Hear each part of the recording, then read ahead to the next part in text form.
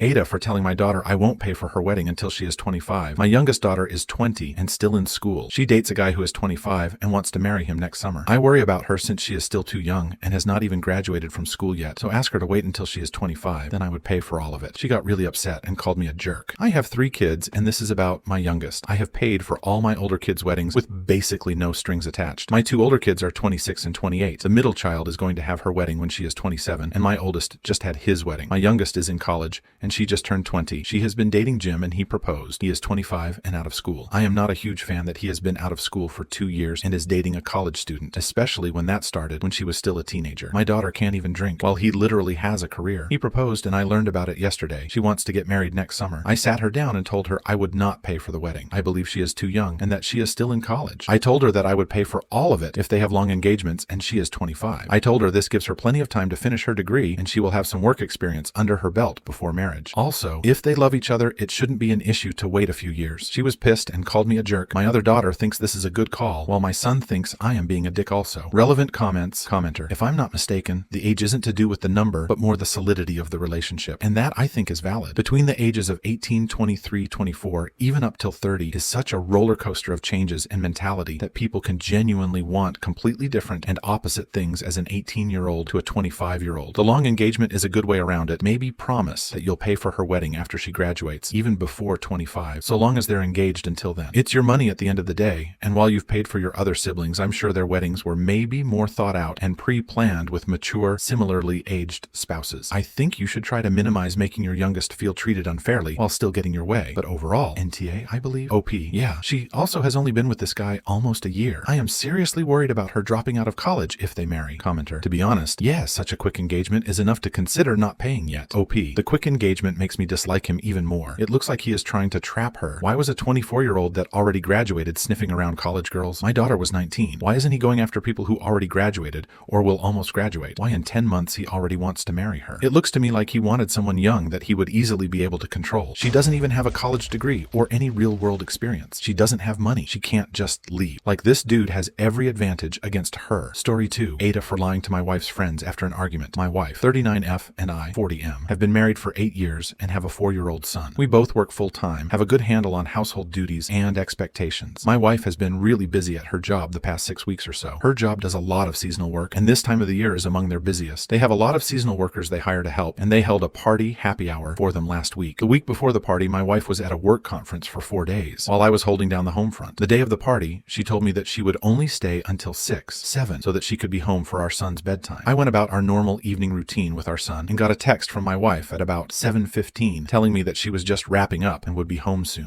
I put our son to bed and started doing some cleaning, and the next thing I know, it's 9 p.m. and my wife isn't home, so I text her to see if she's okay.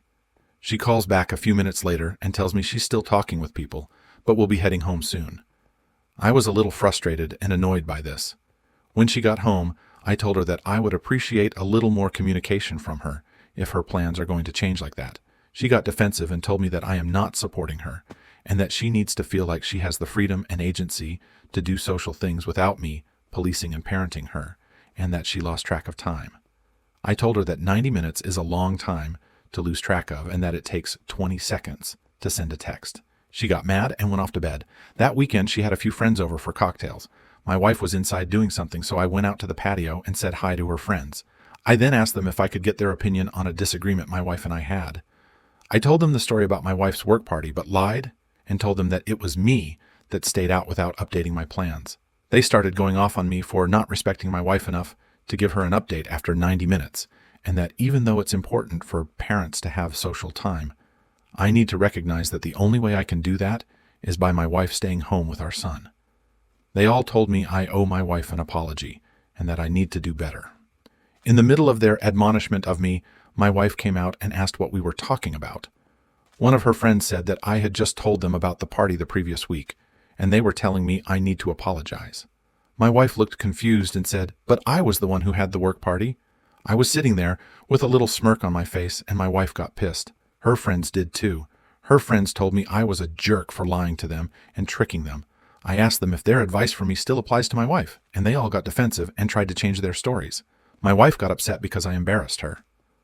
Relevant comments. Commenter: ESH. Look, I get how people can lose track of time, and it's a very minor incident. But if your partner has a conversation with you about it, not apologizing, and trying to minimize and then victim blame is toxic behavior. Additionally, relationships aren't group projects, and involving her friends at any level was inappropriate. At the same time, them demanding you apologize and then actively bringing it up to the wife demonstrates they are deeply annoying and toxic people I wouldn't want to have to be around sharing oxygen with. Commenter, OP wanted to be right. He didn't want to resolve the issue. She definitely should have been more communicative, and she should have apologized. But this was a minor issue that, unless she has a habit of doing so, should have been over already. Involving her friends, even if he was the one that was wrong, was unnecessary and uncalled for. It's not like he was confiding in his own friends for guidance. He was using hers as a way to prove that he was right, and he was lying and being a bit manipulative to do so. Whatever moral high ground OP had originally, he just pissed it all away, and he just dragged on the original argument for no reason. Story 3, Wibda for confronting my dad when I saw him with another woman on a trip, then refusing to keep it a secret. So I, 17F, recently went on a weekend trip with some friends, which my dad finally allowed after some persuading. He had a business trip planned in the same city, so he said he'd check on me while he was there. I didn't think much of it, but then everything got really weird.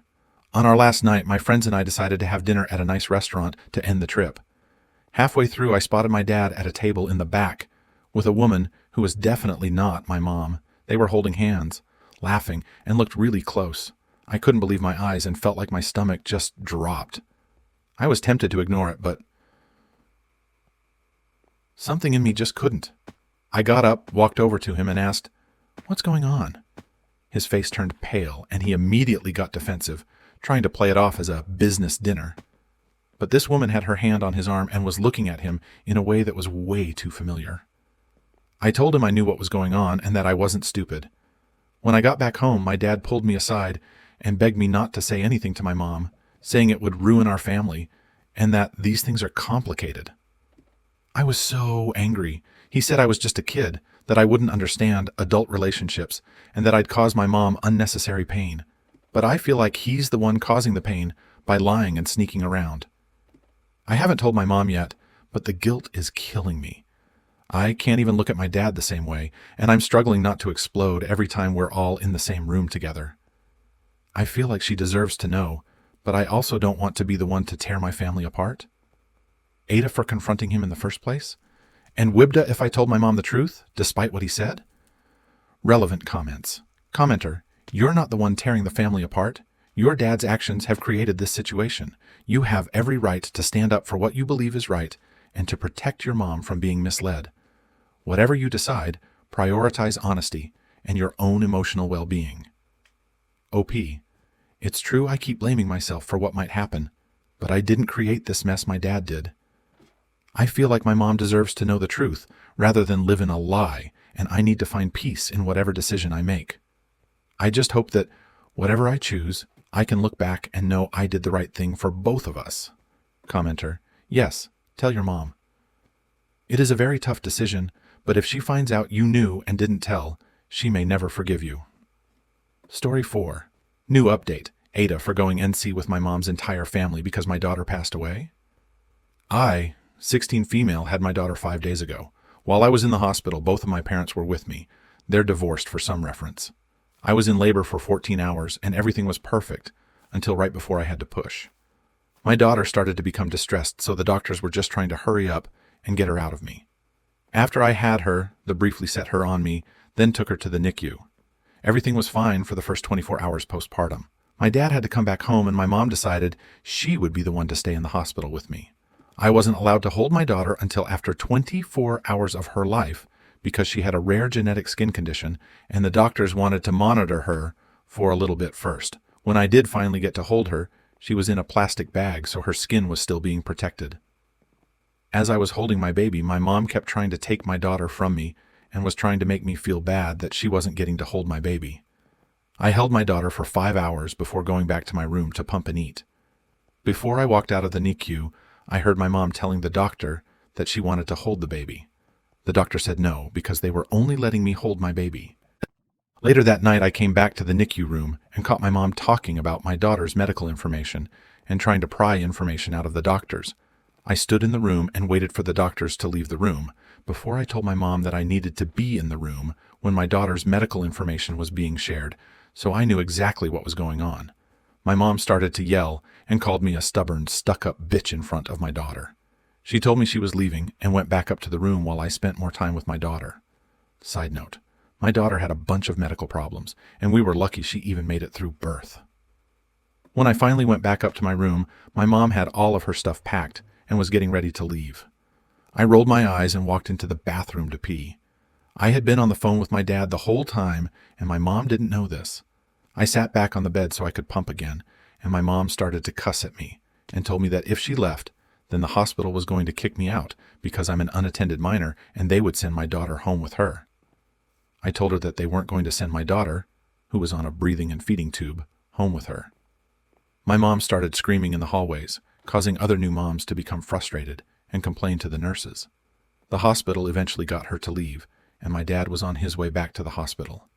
The next day I took my dad to see my daughter, and we spent almost the whole day with her. Eventually the tests that we were waiting on came back, and they had my daughter on so much morphine to numb her constant pain that even the doctor said that this was going to be how her entire life was. I decided to not allow my daughter to suffer, and I held her as she passed away. Due to how my mom acted the previous night, the hospital was not going to allow her back in.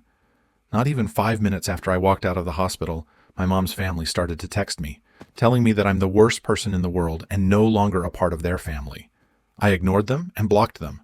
Now, I'm extremely worried that I made the wrong decision and that AITA, so am I?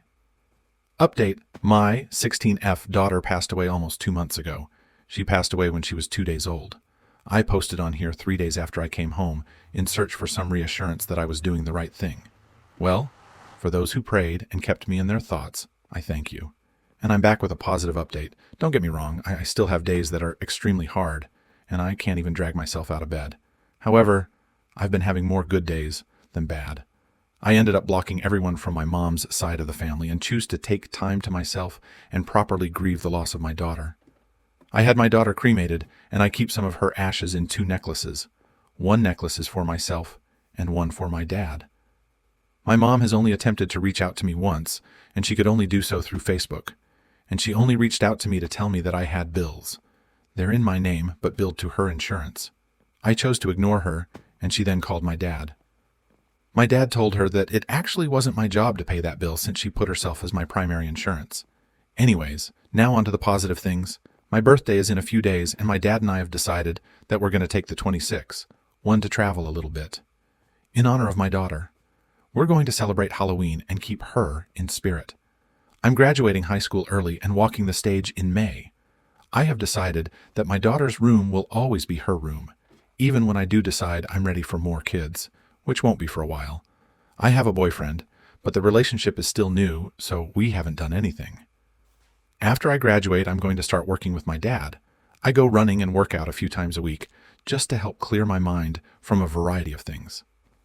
I just want to say thank you to all of those who truly cared and helped reassure me that I did the right thing for my baby. I've come to be nothing more than thankful for the love I got to experience when I had her, and I am nothing less than grateful that I got to be her mommy and love her with my entire heart. Thank you for sticking around until the end. If you liked our videos, please remember to like, share, and subscribe to keep up with our latest content. Have a wonderful day.